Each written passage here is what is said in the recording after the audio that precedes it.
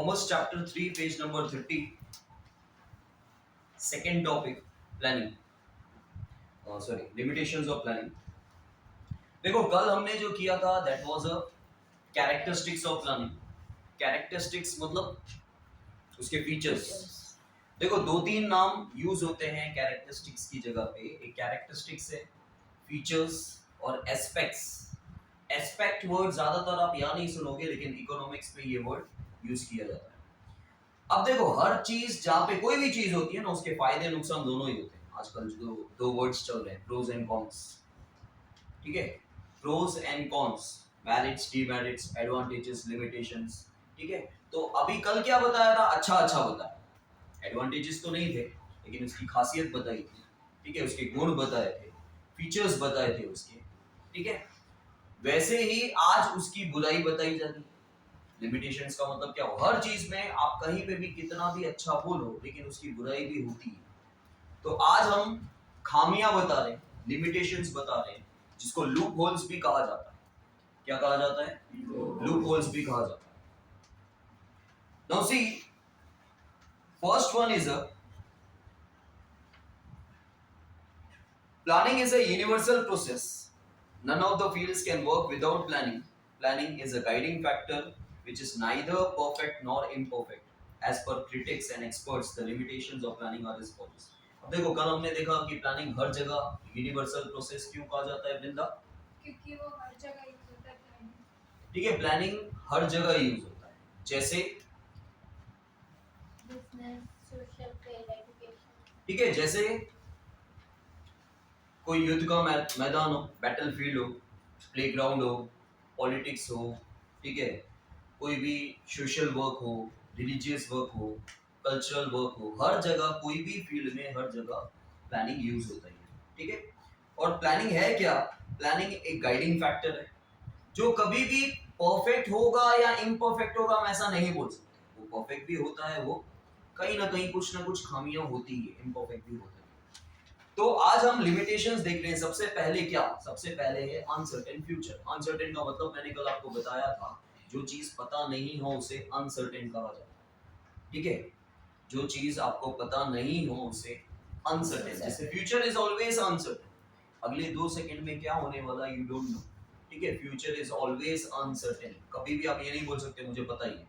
वो तो क्या होता है, एक अंदाजा होता है और वो हो गया तो तुम बोलोगे देखा जो मैंने बोला वही हुआ, लेकिन ऐसा नहीं होता। Future is always uncertain because we don't know what will happen in the future. See, planning is based on assumptions and forecasting which is made for the future, but future is uncertain.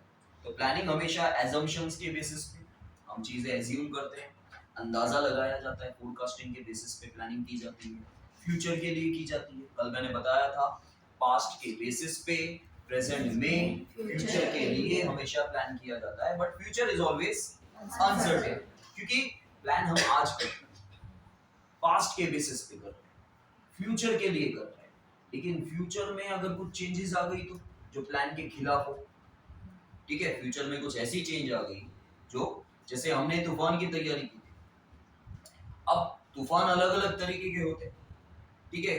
हमको अंदाजा था कि बारिश बहुत आने वाली और flood आ सकता, तो हमने उसकी तैयारी करके रखी। हमने ये नहीं सोचा था कि स्टॉर्म आएगा, ठीक है, तेज हवा, बहुत ज्यादा, मतलब वो चक्कर वाली हवा चलेगी, हरिकेन वगैरह जिसे कहते हैं, ठीक है, टॉर्नेडो कहा जाता है, अलग अलग नाम है, ठीक है।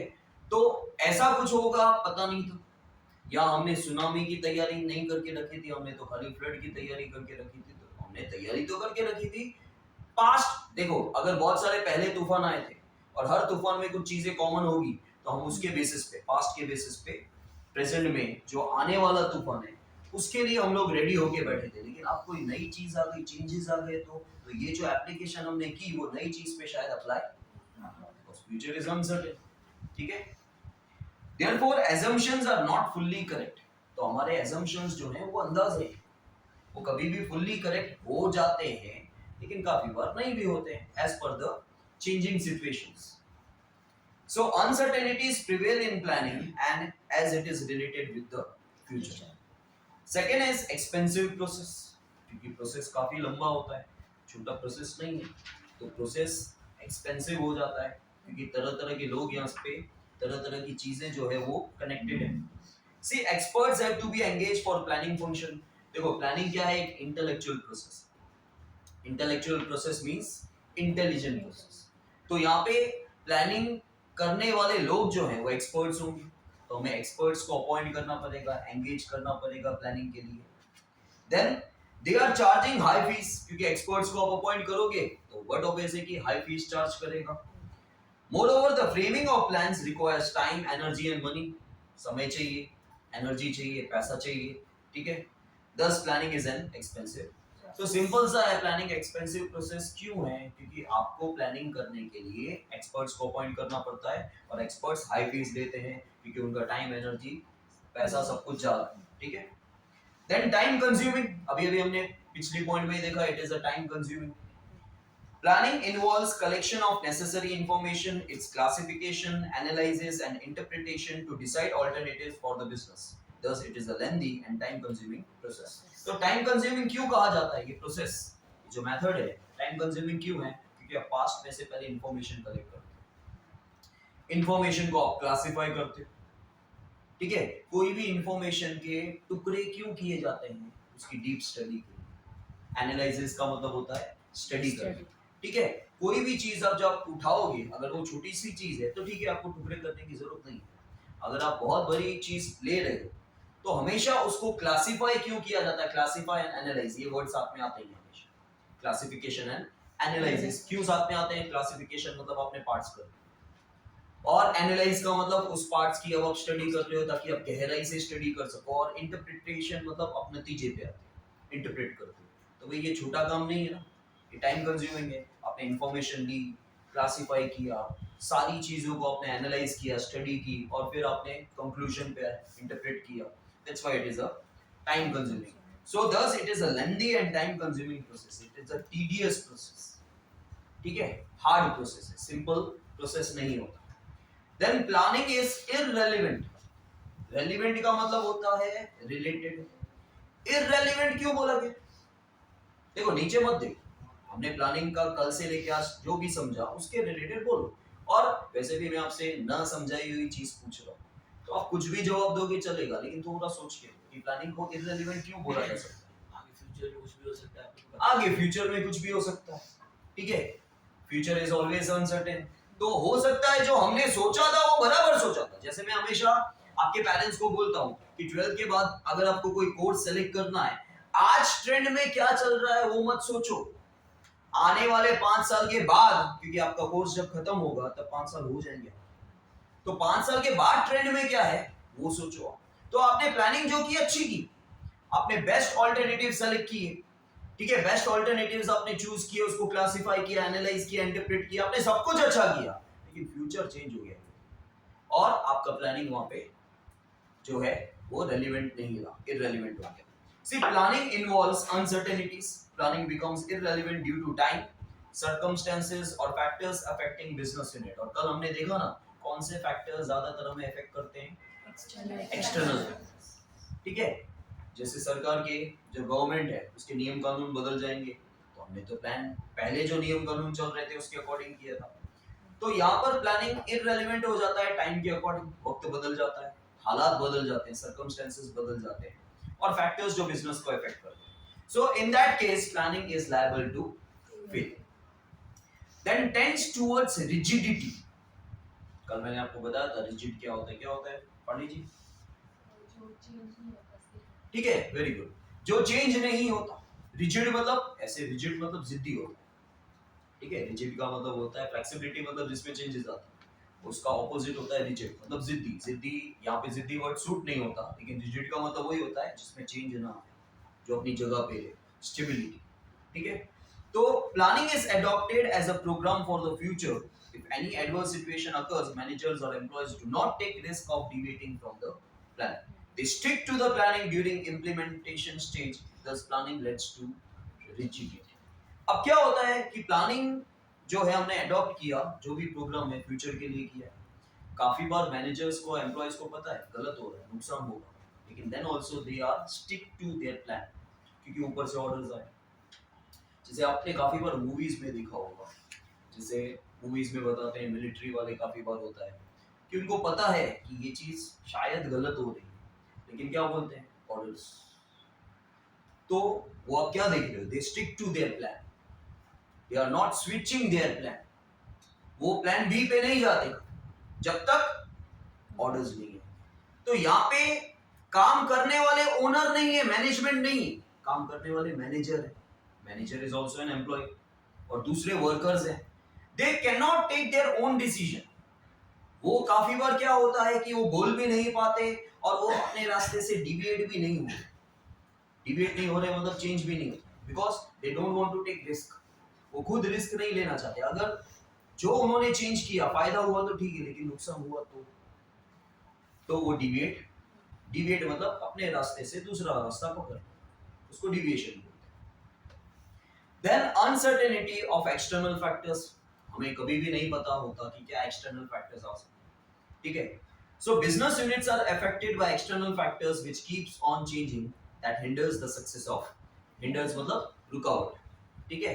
आपके जो प्लानिंग की सक्सेस है उसके बीच में ये रुकावट आ जाती है। इनकम्प्लीट इंफॉर्मेशन, अगर आपने नेसेसरी इंफॉर्मेशन कलेक्ट नहीं की, आप उसके बेसिस पे प्लान कर रहे हो तो आपका प्लान तो फेल ही जाएगा। तो आपको सारी की सारी नेसेसरी इंफॉर्मेशन पास्ट में से उठानी है। So necessary informations are to be collected for the planning process, formulation and implementation of plan on the basis of incomplete and unclear informations may not give the desired results. ठीक है, अगर आपने necessary information collect नहीं की, incomplete information past में से उठाई है, उसके बेसिस पे आप पूरा प्लान फ्रेम कर रहे हो, फॉर्मुलेट कर रहे हो, और वो प्लान आपने आगे चल के अप्लाई किया, but obviously you may not get the desired results. आपको जो रिजल्ट मिलने चाहिए थे वो शायद नहीं मिले। रेस्ट्रिक्शंस ऑन एम्प्लॉयज क्रिएटिविटी, क्योंकि देखो हमेशा एम्प्लॉयज के सजेशंस को वेलकम करना चाहिए। जैसे मैं अपने जितने भी स्टाफ है, अगर वो कुछ सजेशन देते हैं, मैं उनको बोलता हूँ सजेशन दिया, ultimately I have to take decision, right. Decision मेरा होना चाहिए। जैसे हम बोलते हैं कि आपकी लिसनिंग पावर है ना अच्छा होना चाहिए, सुनो, करो अपनी, सुनो। तो सजेशंस हमेशा वेलकम होने चाहिए। भाई ये 4 लोग मेरे अंडर काम करते हैं, मैं इनकी सुन ही नहीं रहा हूँ, जबकि उनकी आइडियाज अच्छी है, तो वो क्या होंगे, वो डीमोरलाइज होंगे, डिस्करेज होंगे।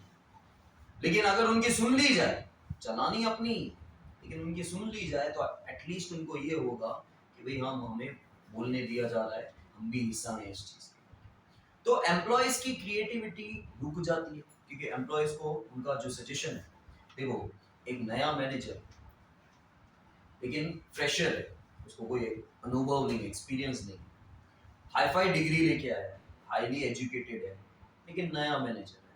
और एक जो क्वालिफाइड बंदा नहीं, एम्प्लॉय वर्कर जो, ठीक है, और इतना पढ़ा लिखा नहीं है लेकिन 30 साल से काम कर रहा है, उसको हर एक छोटी चीज पता हो, ठीक है। अब ये डिग्री लेके आया कि मैं चाय कैसे बनाते हैं, बहुत चाय के ऊपर चाय कैसे बनाई जाती है, सिंपल चाय सबको बनाने आती है, बराबर। लेकिन ये डिग्री लेके आया, ये पढ़ लिख के आया है और उसने टॉप किया यूनिवर्सिटी में कि चाय कैसे बनाई जाती है। लेकिन भाई जो 15 साल से चाय बना रहा है उसको ज्यादा पता है, लेकिन जो प्रैक्टिकली कर रहा है ना उसको ज्यादा एक्सपीरियंस होता है। तो एम्प्लॉय जो लंबे समय से आपके पास काम कर रहा है, उसको हर एक छोटी छोटी चीज का एक्सपीरियंस होगा, खाली उसके पास एक डिग्री का थप्पा नहीं। और जिसके पास हाईली क्वालिफाइड बंदा है उसके पास एक्सपीरियंस नहीं है और ज्यादा प्रैक्टिकली एक्सपीरियंस काम करता है, ठीक है। सी implementation of planning is done by employees of the business unit. Though employees have creativity, cannot make any changes in planning during its implementation. Thus planning restricts the creativity of. तो क्या होता है, management क्या करता है, management हमेशा बनाने का काम करता है। उसने प्लान बना दिया, लेकिन जो प्लान बनाया, जो रूल्स एंड रेगुलेशन बनाए, उसके साथ काम किसको करना है, एम्प्लॉयज। तो एम्प्लॉयज के पास क्रिएटिविटी होती है, लेकिन क्योंकि वो एम्प्लॉयज हैं उनकी क्रिएटिविटी रुक जाती है, ठीक है। उनको पता है कि ये चीज, ये प्लान के अंदर खामी है, हमें ये खामी फुलफिल करनी है, लेकिन उनके पास अथॉरिटीज नहीं है, उनके पास अधिकार नहीं है कि वो ये प्लान की खामियां फुलफिल करें। तो उनकी क्रिएटिविटी वहां पे स्टॉप हो जाती है, ठीक है। एम्प्लॉयज को मौका ही नहीं मिलता कि वो अपनी क्रिएटिविटी दिखा सके, जबकि उनको क्लियरली पता है एम्प्लॉयज को, क्योंकि they have to work with this plan. ठीक है, इस प्लान के साथ काम करना है एम्प्लॉयज को अच्छे से पता है कि ये प्लान अच्छा है, इसको चेंज करना चाहिए। वो सजेशन दे सकते हैं, लेकिन उनका कोई हक नहीं है कुछ भी बोलने का या कुछ भी चेंजेस करने का, इसलिए एम्प्लॉयज की क्रिएटिविटी जो है वहां पे स्टॉप हो जाता है। Use of faulty methods. ठीक है, अब आप मेथड्स यूज कर रहे हो लेकिन आप गलत मेथड यूज कर रहे हो। जब गलत मेथड यूज कर रहे हो, ठीक है, फॉल्टी मेथड्स यूज कर रहे हो, तो आप जो डिजायर्ड रिजल्ट्स आपको चाहिए वो आपको नहीं मिलेंगे। While deciding assumptions and estimates, different mathematical and statistical methods are used. हमेशा याद रखना कि कोई भी जब आप assumptions या forecasting करते हो प्लान करने के लिए, तो आप अलग-अलग methods यूज करते हैं। ठीक है, वो mathematical यहाँ देखो कॉमर्स है तो ऐसा नहीं है, उसके अंदर कॉमर्स के अंदर भी methods जो यूज होते हैं वो mathematical या statistical method ही होते हैं। तो one of the methods हम लोग यूज कर रहे हैं प्लानिंग के लिए। If these methods or informations are not appropriate, faulty decisions are taken, thus planning is liable to fail. अगर ये methods या information appropriate नहीं है, तो आप जो भी decision लोगे गलत, क्योंकि आपके method ही गलत है। उस method के basis पे आपको decision लेने हैं, तो decision आपके क्या हो जाएंगे, गलत हो जाएंगे, आपकी planning fail हो जाएगी। समझ में आया? So these are the 9 points जो आपको लिमिटेशंस में लर्न करने, ये भी 5 मार्क का ही आंसर। ठीक है, लेकिन इसमें भी सेम आपको इंट्रो देना, कॉन्सेप्ट लिखना है, डेफिनेशन लिखनी है, उसके बाद लिमिटेशन आपको, और सेम जो इंट्रो कॉन्सेप्ट डेफिनेशन सेम ही आपको जो आपने कैरेक्टरिस्टिक्स में लर्न किया था वो। और चाहिए तो ये ऊपर इंट्रो दिया हुआ है जो 2 लाइन का, वो भी आप लिख सकते हो। ठीक है, वैसे इंट्रो एक चैप्टर में एक ही मत पकड़ के बैठना, क्योंकि कल वाला इंट्रो अच्छा इंट्रो, आज तुम लिमिटेशन बता रहे हो तो उसके अकॉर्डिंग इंट्रो लिखो, खामियों वाला। तो यहाँ पे 9 पॉइंट्स में एक बार रिपीट कर देता हूँ, सिर्फ हेड पॉइंट्स। अनसर्टेन फ्यूचर, ठीक है, फ्यूचर और इज ऑलवेज अनसर्टेन, हमें पता नहीं कि फ्यूचर में क्या होगा, इसलिए आपकी प्लानिंग फेल हो सकती है। एक्सपेंसिव प्रोसेस, क्योंकि मेन बता रहा हूँ एक्सपेंसिव क्यों है, क्योंकि एक्सपर्ट्स को अपॉइंट करना पड़ता है, they are charging high fees, that's why it is expensive. Time consuming, क्योंकि ये एक लेंदी प्रोसेस, टाइम कंज्यूमिंग है। क्यों टाइम कंज्यूमिंग है, क्योंकि आप जो भी इंफॉर्मेशन कलेक्ट करते हो, you have to classify, analyse and interpret, that's why it is time consuming. Planning is irrelevant because it is always connected to the future. Tends towards rigidity, ये rigid है, क्यों, क्योंकि जबकि पता होता है कि हम कुछ चेंजेस ला सकते हैं, लेकिन जो मैनेजर्स या एम्प्लॉयज हैं, they don't want to take any risk and they stick to their plan. Uncertainty of external factors, business को एक्सटर्नल फैक्टर्स ही सबसे ज्यादा इफेक्ट करते हैं, और एक्सटर्नल फैक्टर्स में कब चेंजेस आ जाएंगे, that also we don't know. Incomplete information, अगर जो आपकी नेसेसरी इंफॉर्मेशन आपको कलेक्ट करनी है वो आपकी इनकम्प्लीट इंफॉर्मेशन है, तो उसके बेसिस पे जो आप प्लान फ्रेम करोगे वो भी गलत हो जाएगा। Then restrictions on employees creativity, क्योंकि देखो जो हम प्लान बनाता है मैनेजमेंट, उसके साथ काम करना है एम्प्लॉयज को, ठीक है, और यहाँ पे क्या हो रहा है कि एम्प्लॉयज को अच्छे से पता है कि क्या इसमें खामियां हैं, जबकि वो चेंज कर सकता है लेकिन उसके पास कोई अथॉरिटी नहीं है, इसलिए वो चेंज नहीं करता। यूज ऑफ फॉल्टी मेथड्स, कोई भी प्लान करने के लिए हम अलग अलग मैथमेटिकल या स्टैटिस्टिकल मेथड यूज करते हैं। अगर आपके मेथड्स एप्रोप्रिएट नहीं हैं तो आपके डिसीजंस फॉल्टी हो जाएंगे और आपकी प्लानिंग फेल हो जाएगी। Is that clear? Yes, sir. ठीक है, समझ में आया? कोई डाउट्स इसमें कुछ पॉइंट्स का? ओके।